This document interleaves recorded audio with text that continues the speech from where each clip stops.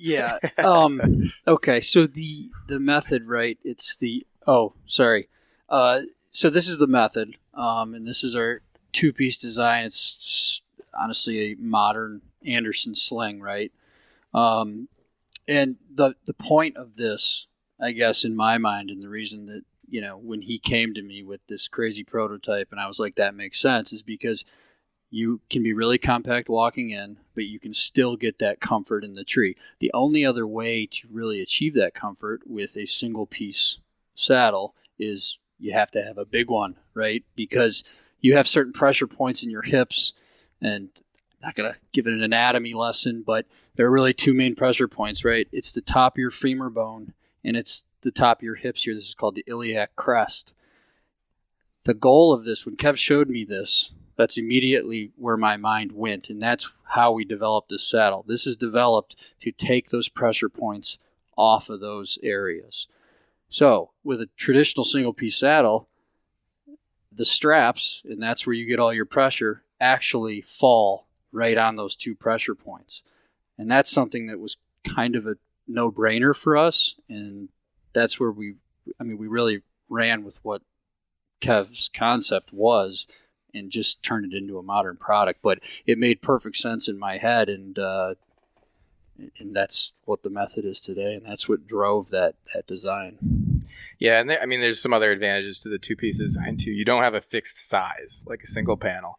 I think anyone that's sat in kind of a modern day saddle that's a single panel design,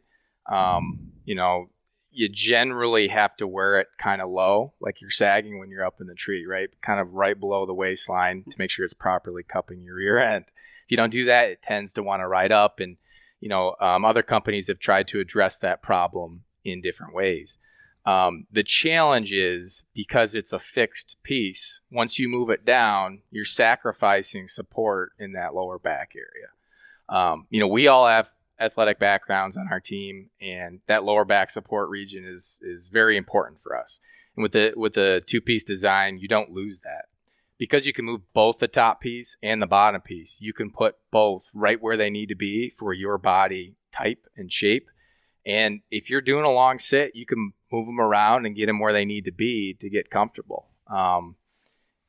It really helps with posture in the tree. In particular, you think about any like pro weightlifter or whatever the terminology is, or if you're doing squats and lots of heavy lifts and powerlifting and that kind of thing, those guys are all wearing weight belts. They're doing that for a reason, because they need support in that lower back region. Helps them have proper posture. They're more comfortable. They're more safe. So if you're a guy that has back problems, this is probably something that's a little bit different that might help you out.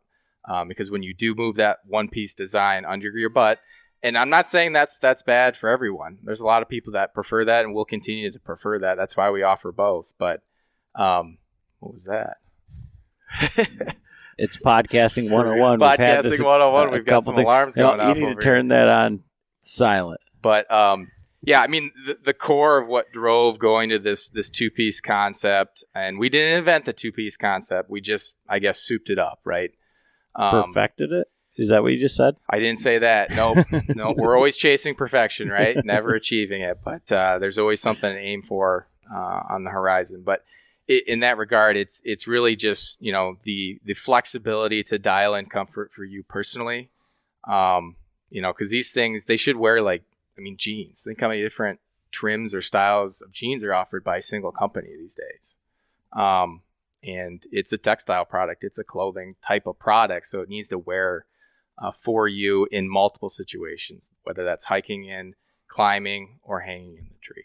So let's talk about materials, because yours is a little bit different materials. So we can run you through them. On the method, pretty standard. We use a seatbelt webbing.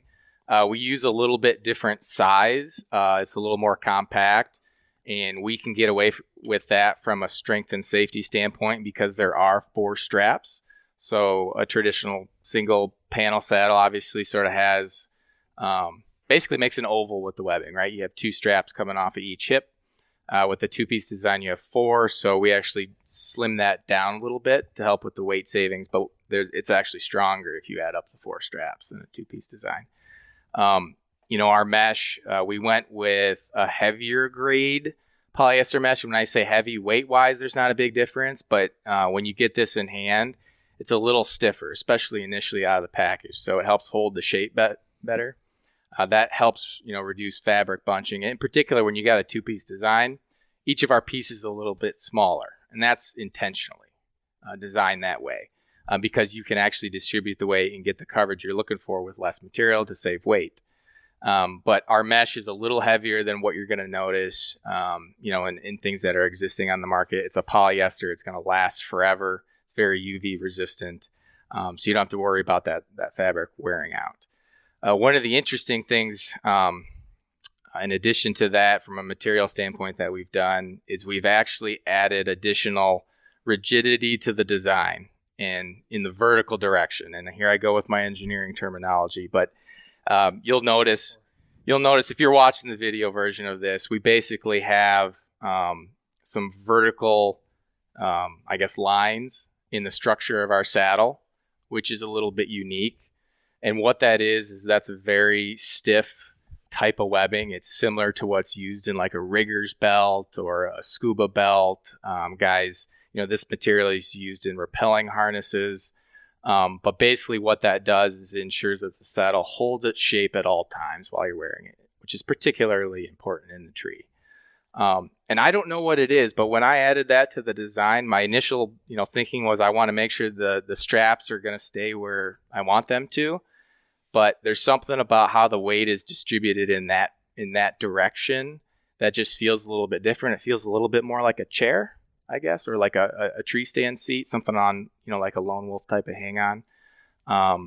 And to me, that adds a little bit more comfort as well. Right. When this gets under you, and this is something we didn't just think of, right? This is something that our field testers told us. They said, and this happens with all saddles, is you have material bunching anytime this gets under you. And this people always talk about the cupping shape, right? The shape of the saddle.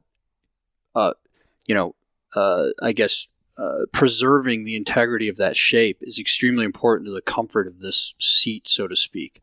So these seem like a simple little thing, but Kev, it made a big difference when he added those, and it was an immediate, we got to add those. So we added those on the Classic as well. So, this is something different that you just don't see in the other single panel saddles. So, and so do you guys have a patent on that, or do we need to do something for this? Oh, of course, everything's patent. Everything's patent. I'm just kidding. But yeah, just to kind of wrap up on the material side, the Molly webbing that ultimately makes the lineman loops, it's 4,000 pound webbing. It's pretty similar in terms of what you see in the market. The weakest material in the saddle structure itself is 4,000 pound.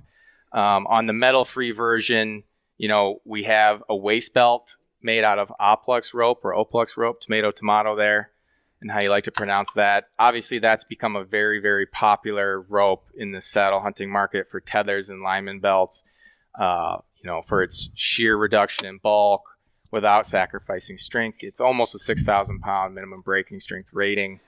It's really lightweight. And we actually were able to use that and accomplish a waist belt out of it. And we can get more into that so that we could create a saddle that has no metal on it at all. And you mentioned that earlier, Adam. But, that's actually all of our favorite model to use. You would think maybe just a piece of rope as a waist belt's not going to hold it up. It actually holds it up better. It actually cinches down tighter. And what we found, and this is, again, field testing feedback as well, are confirmed by that. Most guys are wearing some sort of a belt when they're hunting, and a buckle over a buckle makes noise, isn't comfortable. There's just a lot of things that can go wrong or just not work out well. If you wear this rope belt, it sits right on top of your existing belt, and that helps hold it up. You can cinch it tighter. It's a climbing rated knot. Most people probably don't realize, but even if you've got a 4,000 pound rated buckle on 4,000 pound webbing, that's still your weakest link in terms of something that could fail, because that buckle can cut that webbing ultimately. It still isn't going to happen it takes quite the fall to cause that to happen, but that goes away with a rope belt. So just from a safety standpoint, there's a small advantage there as well. So for any normal people out there listening to this, the rope belt, right? Everybody complains about your saddle sagging down. That's because your what are they called? Your sliders on the buckles and stuff, as you move in gaps, it anytime you have a gap behind that, it slowly wiggles itself out. This knot will not do that, and so we immediately wanted to add that as an option. So again, back to the materials, you're running an Oplux bridge, and then it has an AM steel prusik on both sides, right? Correct. And so what made you, how did that come about? And is there anybody else that's running an Oplux? I think maybe Arrow Hunter has like that as an option, because they have options, whether it's web or AM steel or Oplux, right? So how did you guys end up with the combination with Oplux bridge and then AM steel prusiks on the sides? You were the first one to suggest it and try it, so you want to answer first? Yeah, well, I mean, we knew that we needed to add adjustability on the bridge, right? So that you can, the market just says that you need to have that as a feature. It's an obvious thing, right? And that allows you to increase pressure from above or below. So we needed a way to do that, right?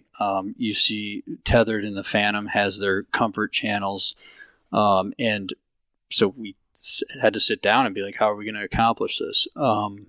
Eventually, we kind of naturally ended up at this double prusik knot style.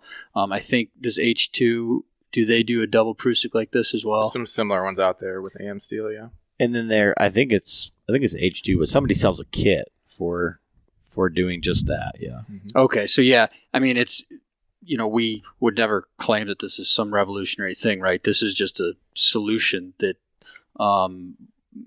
we needed to add, and obviously we added some stuffing in here. You actually have more Oplux in the bridge loop itself, and that allows this to actually cinch down so that it doesn't move on you. And it's actually even more beneficial because when you come off pressure, you never lose your position of your adjustment here, if that makes sense.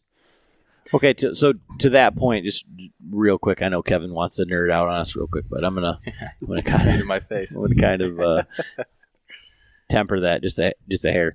But by making that bridge loop compressible, does that essentially allow for the same thing as a comfort channel? So are you able to move that prusik up and down and then create that same thing, be it maybe not so much in the moment as just 1-2, but the flip side of that would be it's 100% instead of having 4 options?